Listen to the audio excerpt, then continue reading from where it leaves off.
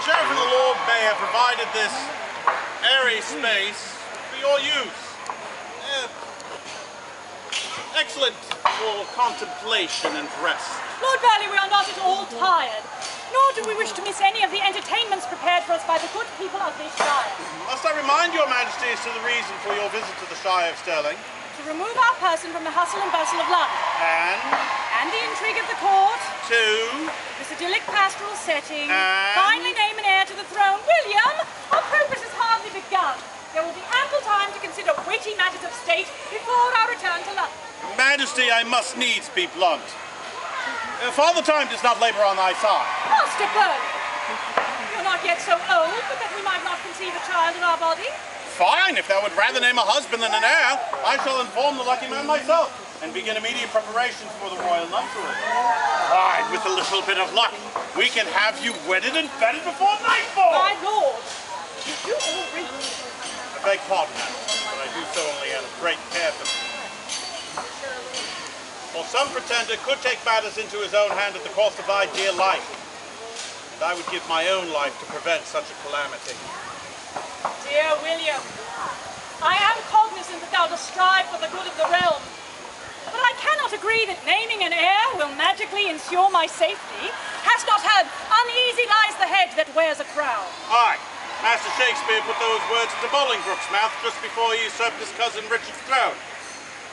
And if I'm correct, which I usually am, set brother against brother on each other for nigh on 100 years.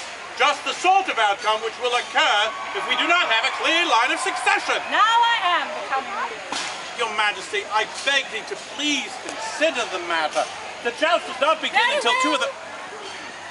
Out of our very great regard for thee, we shall think of it. Thou hast leave to depart for half an hour, no more.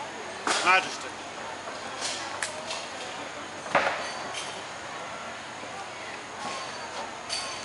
Poor man. I dare say I lead him a merry dance. Still, I cannot but feel that he is mistook in this matter. He cannot know what it is like, one day to be next in line to the throne, cosseted and beloved, the next to be declared a bastard and relegated to obscurity. Too well I remember mine own tenuous and ever-changing position, and those who would have manipulated my status for their own ends. This quandary makes my head ache. Just as we might have predicted, she sleeps whilst our country goes to rack and ruin. Elizabeth, dear sister, spawn of a harlot! What is it? Mary? Is it thee? Art thou spirit come to haunt me, or but a dream conjured by my fevered brain? Whether I be wraith or memory matters not. Oh, it's good to feel the fresh wind upon my face and to breathe fresh air again. Oh. Such things be.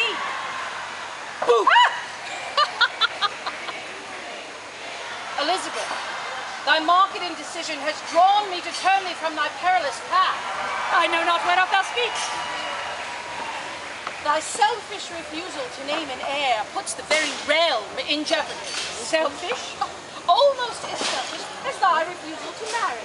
Dost thou have any Tudor blood in thy veins, or art thou completely Boleyn?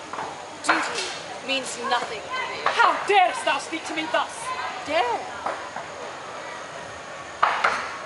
We are thine elder, and thy predecessor, not some hapless serving maid. Thine ire does not frighten us. By God, I will not stand for this. Wilt thou rail, or wilt thou hear our counsel? Wilt thou leave off insulting me? Agreed. I see that age hath not mellowed thee, Nor death thee. touché.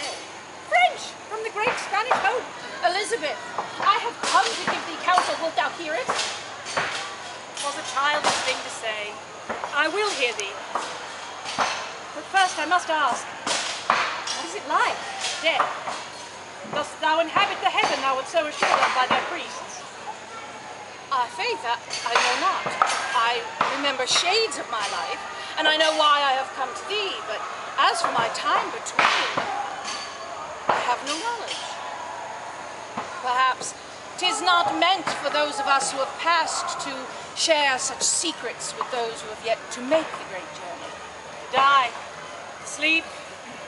Sleep perchance to dream, there's the rub. For in that sleep of death, what dreams may come when we have shuffled off this mortal coil must give us pause. I suppose death for me shall remain a mystery. Odd. My mind tells me that thou art doomed to hell if thou dost not return to Mother Church, but my lips will not form the words. Yet, in my heart, I know that my belief is true. Let us leave off theology. 'Twas ever an ill subject between us. Why didst thou question my duty? I have pledged my life to England.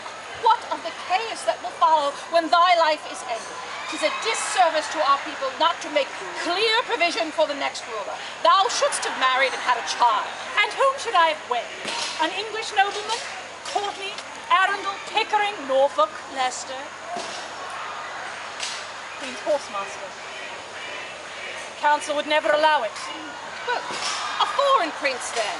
Eric of Sweden, Charles of Austria, Anjou, Alençon. Philip. Did he make thee an offer? So, he never loved me. That was always thy great error, Mary. Royal marriage is not about love, it is about politics.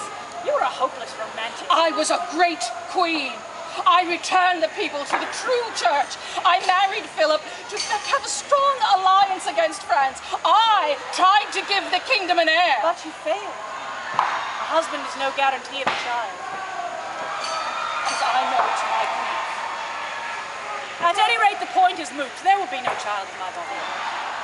Then thou hast no choice but to name which of our cousins is to follow thee. Our father's will is clear. Our father's will is clear, but is it legal? Edward, you, me, perfectly straightforward, but then it becomes more complicated. His will gives preference to the descendants of his younger sister Mary, disinheriting the descendants of his older sister Margaret. Unorthodox, I grant thee, but perfectly understandable given that Margaret would have to live in Scotland. I do not see thy difficulty. Name Mary's granddaughter, Catherine, thine heir. Catherine is a fool and married to a seaboard. The moment I grant legitimacy to her claim, she becomes a focus for rebellion, just as her poor sister Jane was before. Then name Mary Queen of Scots thine heir. And go against our father's will? At least Mary is already a queen. And a Catholic? I do not see the problem. I did not think you would. Oh, these are spurious excuses. 'Tis thine own mortality thou art afraid to face.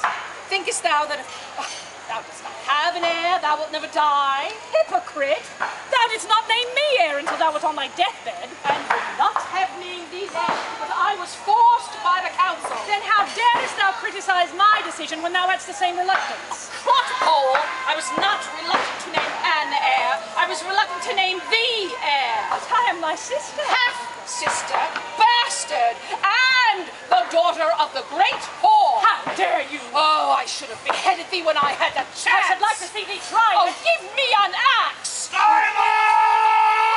Father. This caterwauling is enough to raise the dead.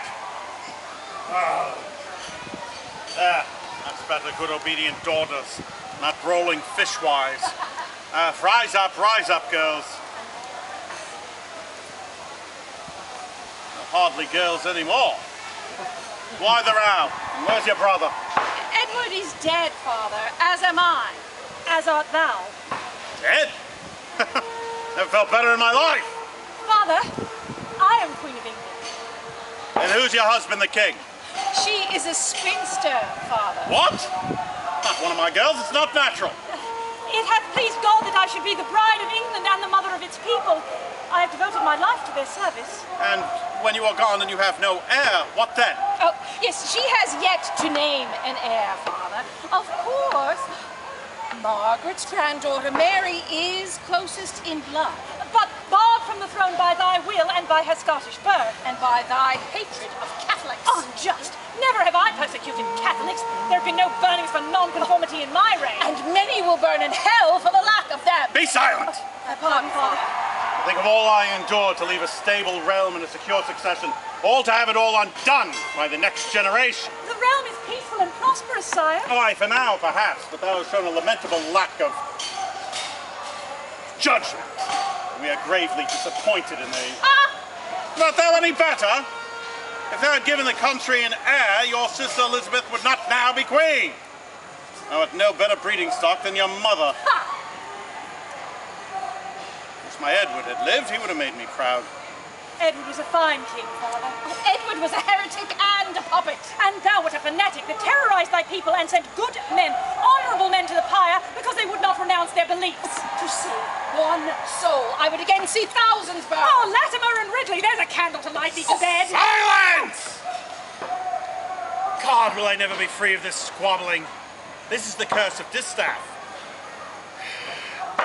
2 sisters, 6 wives, countless mistresses, 2 daughters, and never a moment's peace from the lot of you! Enough! Father. Mary, thou art dismissed. Father. Sister.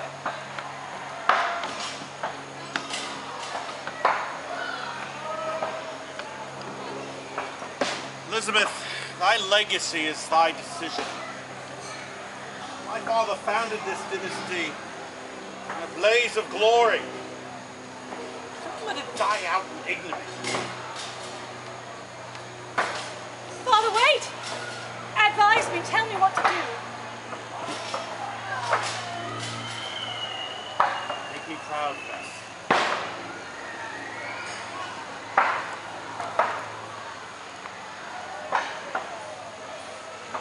Were these phantoms of the air or phantoms of my mind? If the former, then their counsel is no counsel. If the latter, then I torment myself.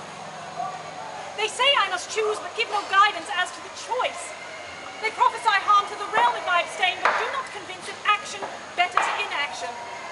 They do not see that their choices are but Scylla and Charybdis. Catherine Grey, weak, vain, tied to an unscrupulous family. Mary Stuart, Scottish-born, French-reared, Catholic. Father, thou hast said my successor would be my legacy. Thou art mistook. My legacy shall be my reign, the peace and prosperity of my land, and the happiness of my people. I will not be thought a failure, for that I did not bear a child. Have not I nurtured my people? Thought and schemed and cajoled and defied all the princes of Europe, solely that mine might be the only hand to guide the ship of state. Of all Englishmen living, only I know the danger of having an inheritor waiting in the wings. Mine is the duty. Mine the responsibility. I will trust my heart in this, and wait until the elements so conjoin as to make me certain sure in my decision.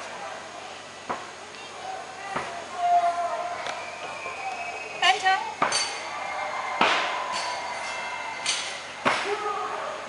What? Birth.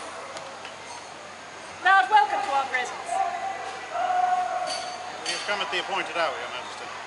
And right glad we are on it. We have done as thou badest us. We have considered our duty and are ready to resume our progress. And hast thou made a decision? All in good time, my wise counsellor, all in good time. For do not noble knights wait to try their skill in the lists? Is there not dancing and feasting and music to be had? Yes, Your Majesty. Then come, my old friend. For life is short. And after all,